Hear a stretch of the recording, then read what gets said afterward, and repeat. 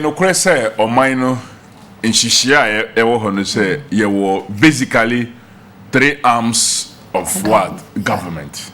Ye wo executive, legislature, judiciary. And through enima ye ba na we say ye nyina these three arms no omu pimsu omu pillar kesi a wo say omu gina so no any the fourth estate of the realm media and indirectly no it has also developed into another form even though omu isheda enya the support or push of the state in the the constitutional arrangement the executive no bebre na omubua mampinyi the executive president to govern you see ministers no dodo na for one free parliament.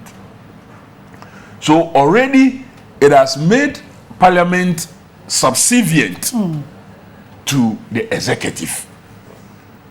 Because majority of omu any mampenyinu omu hwe oman so no omu free parliament. And this say oman na anye lucky. Enya mampenya odwini oman no ne kanko any oye minded about the arms of government any the necessary separation I will say eba parliament no entumi nya ne ho enye ne I will say oye. So for many no the hang nature omujin say na was an opportunity say nka nyama bebre because but parliament is a platform where you talk mainly you approve what you have to approve but say wo aban Onua ye na adwen say me ye nia mepe me mfa mra no enye adwuma ana me hu loophole kakra me take advantage of sa loophole na ewo ye mra ni mu no na me dia ye nia mepe.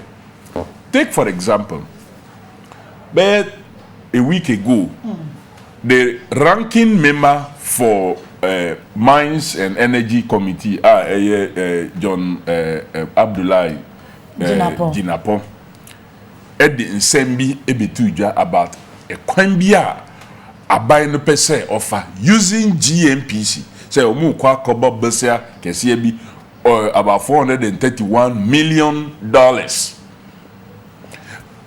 nka adie yi no ewo nukremu ani bibia no o say parliament Jitumasa. Ebem omunya bibika. But the executive arm is taking advantage of a certain minor loophole bia tokro bia edaho. Okay. Now odia yenia ensem fata emwa omaino.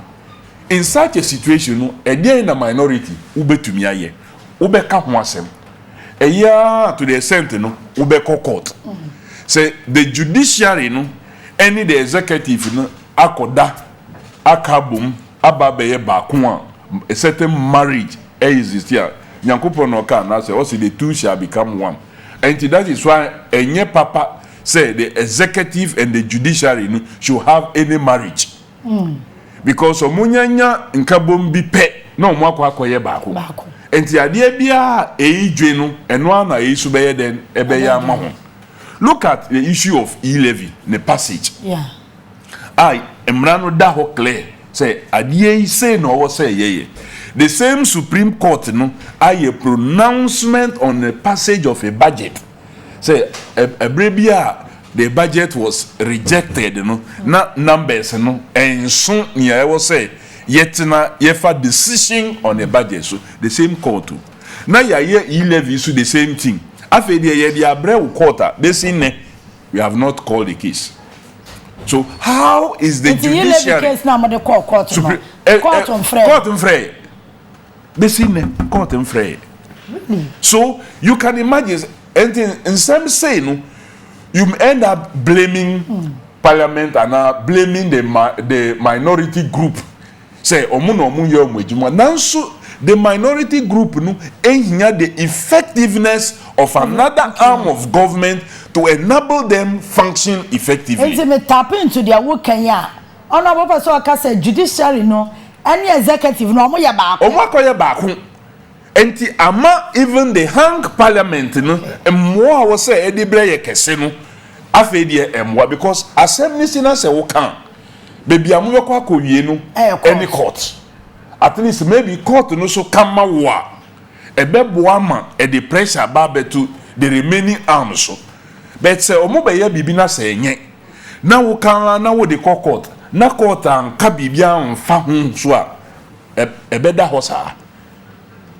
Because how are you going to pressurize government? On what basis?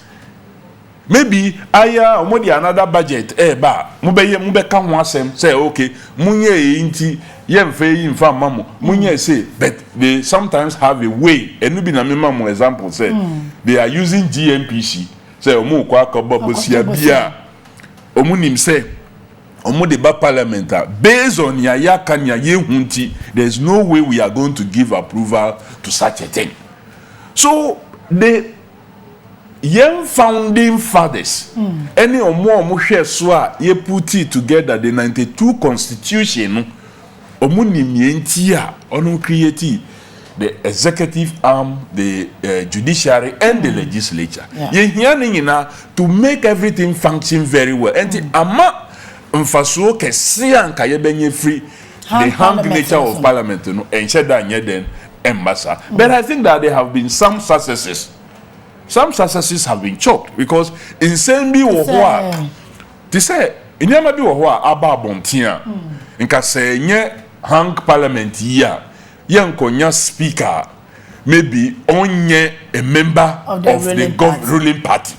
But yenya speaker, onye member of the ruling party, in Yamabia, Modebekwa Koshe Kukum, in Yamabia, maybe a best speaker in Befa. At least it gets out to the open. To be here then any hunkomo. Yen na to hundi hunkomo. Issue be ba. Ye to me here then eye hun committee ye kon ye hun hwehwem. Okay. To say Sputnik adie ya e ba ye Sputnik V adie ya e ba ye.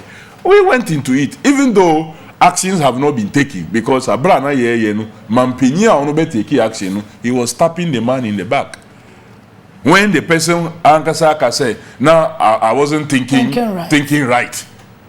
Nipa would the position a man or say I wasn't thinking right, you were tapping him in the back for not thinking right. Nipa na because you say I wasn't thinking right, now who tapping BBC minister no say my resign a love letter my dear this now so I responded oh minim say we dear who and you will be cleared.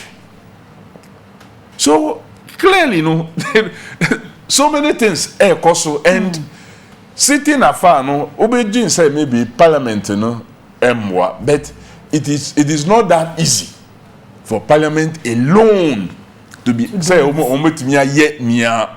You expect to say ebe free the dividends are ebe free yen about to an democracy that you expect unless you have a leader or you're very minded or you're very careful or you're particularly interested in making sure say there's a balancing act of all the sides of what governments. The executive is minded. Say the legislature is there to help and to play a role. The executive is minded, legislature is minded. So say the judiciary is there to play a role, and we must allow them to a large extent. Say omunyinano beye ni owo say omoye na omukan na ye dia ye den ye dia ye